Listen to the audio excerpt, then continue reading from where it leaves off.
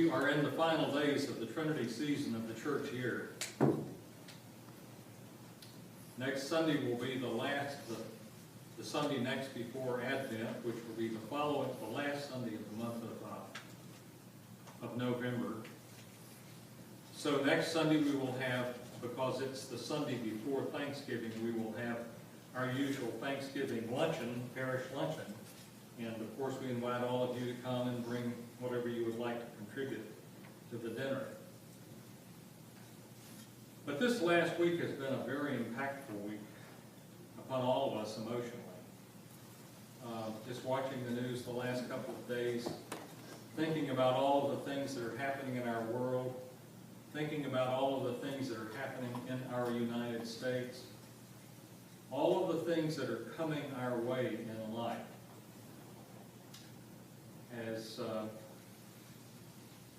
has been kind of shocking. I don't know about you, but it's certainly been shocking to me. And I have to ask myself at this time of year, because one of the questions that we ask ourselves at the end of every Trinity season is, how have I grown since Trinity Sunday last spring? How have I grown through the course of the season of planting, the season of growth in the summer, and now as we come to the harvest in the fall? What will I offer to God that God might harvest out of my life, as I have to remember that eventually I will face God?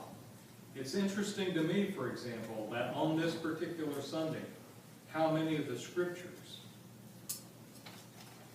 were about the judgment of God.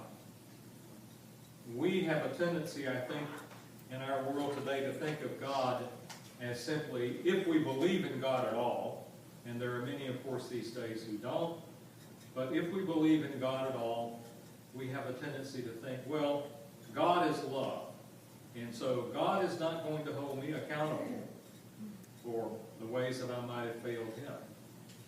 But we forget the fact that everything in the Bible points to the fact that Christ will come again.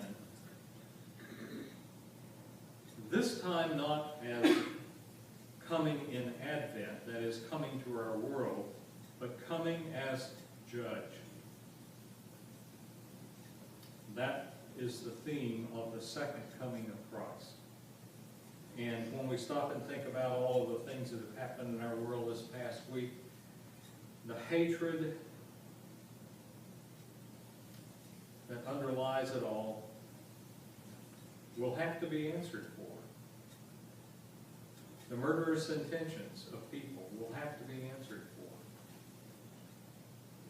And I think of all of those people who lost their lives, what kind of faith do they have about a life beyond this life? Is that life that they are remembering by placing flowers at certain places throughout Paris, is that life all that there is to life? Or is there no hope for a renewed and a better creation? So how have I grown spiritually this Trinity? If we just stop and reflect on the last month, we should realize how much the subject of death has invaded our individual lives, how much it has invaded our church life, and how much it has invaded the life of the whole world, given all the deaths that occurred this week in Paris. What should we, this Trinity season, have learned about the relationship between death and our Christian faith? You may remember that on the 1st of November we celebrated All Saints' Day. That is a fixed holy day. That means it's a day that always comes on the 1st of November. It doesn't ever change on the dates of the calendar. But All Saints' Day encourages us to draw wisdom from the lives and the writing of the saints. And I was reading a book this past week that reminded me that some of the saints suffered from addiction. Some of the saints suffered from depression. Some of the saints, perhaps all of the saints, were often exhausted. Some of the saints were raped. Some of the saints were unhappily married. And yet, as one writer put it, still they became saints. Their very lives teach us that life is hard, that life is difficult, that life is full of pain.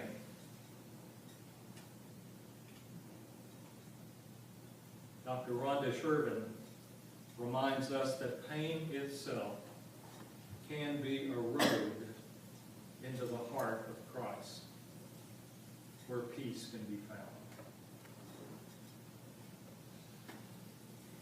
Shervin's book, Avoiding Bitterness and Suffering, advises us that while suffering is inevitable, bitterness is a chosen response that many people make for dealing with their pain. They become angry with God. They become angry with other people. They may blame other people for the fact that they suffer from pain. But it is a chosen response. We do not have to suffer from bitterness. We may suffer from hurt. We may suffer from a sense of real pain with some of the things that happens to us. But we do not have to be embittered by what has happened in our lives. There's a young couple in Italy, for example, that I think exemplifies everything that I'm talking about. The young woman's name was Chiara Corbella Petrillo. She died of cancer at the age of 29. She was a beautiful young Italian wife and mother. She had every reason to be bitter. Her first baby was a beautiful daughter that prenatal test indicated would die shortly after her birth. She lived 1 hour. A year later, death came even more swiftly for her second child, who was also a daughter. And yet God was preparing her heart and the heart of her husband, Enrico, for still more sorrow and yet more grace, as her biographers described in their book, a witness to joy. Not a witness to bitterness, but a witness to joy. When Chiara became pregnant a third time, she developed a malignant tumor. But she refused treatment that might have saved her, but probably taken the life of her son, Francesco. She was a devout Roman Catholic Christian. She refused to abort her child, that she might live. Her doctors and various women's rights groups around the world applied enormous pressure upon her for an abortion to save her life at the expense of the life of her unborn son. Shortly after the death of her son, or that is after the birth of her son, her tumor became terminal. She and her husband Enrico went to their church And they sat silently before the tabernacle in the church one day. We have a tabernacle over here. And what we keep in the tabernacle are the consecrated elements for Holy Communion. The body and blood of Christ. They sat before Christ in their church. And her husband asked her,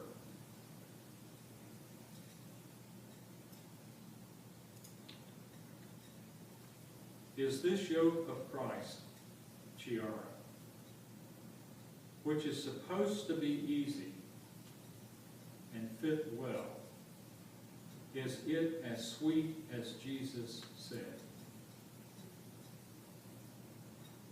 And in spite of everything that had happened to her and everything that was going to happen to her, she replied, "Yes, Enrico, it is very sweet." What was her secret for suffering without bitterness? Her biographer said that she said yes to everything that God sent her way.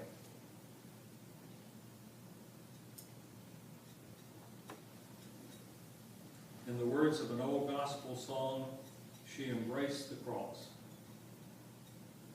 and became a witness to joy, which became the title of her biography. She said yes to everything that God sent her way. She embraced the cross. She chose death, that she might hold each of her children, if only for 1 hour, of love.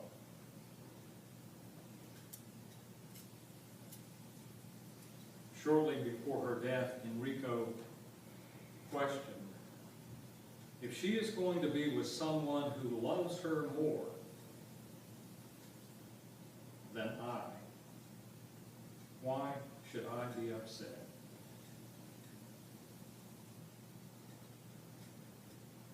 And I think that's the question that every Christian should ask himself or herself.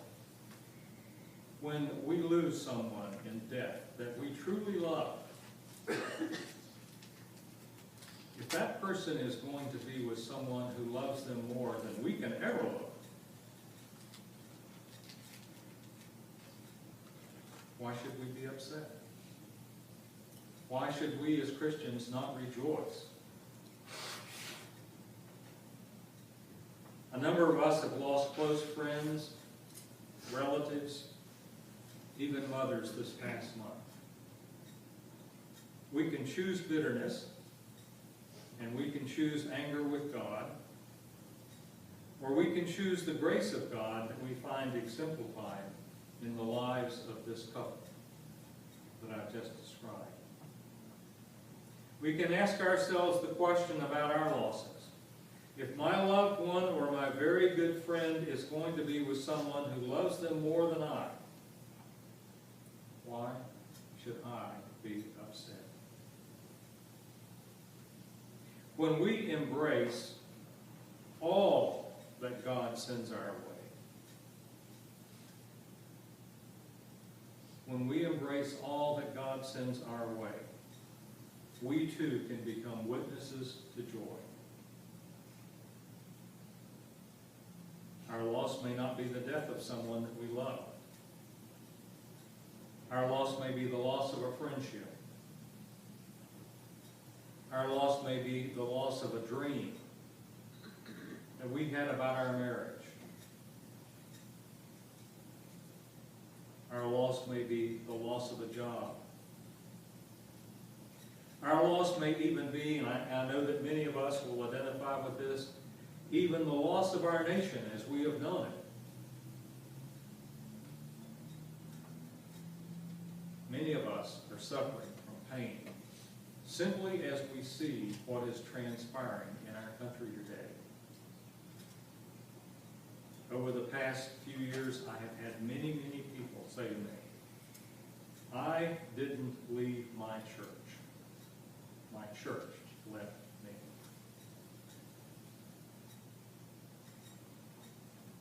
they suffer from loss. But even suffering does not mean that we have to be embittered. For bitterness is a choice. We can choose. If we can choose to be bitter, we can choose not to be bitter.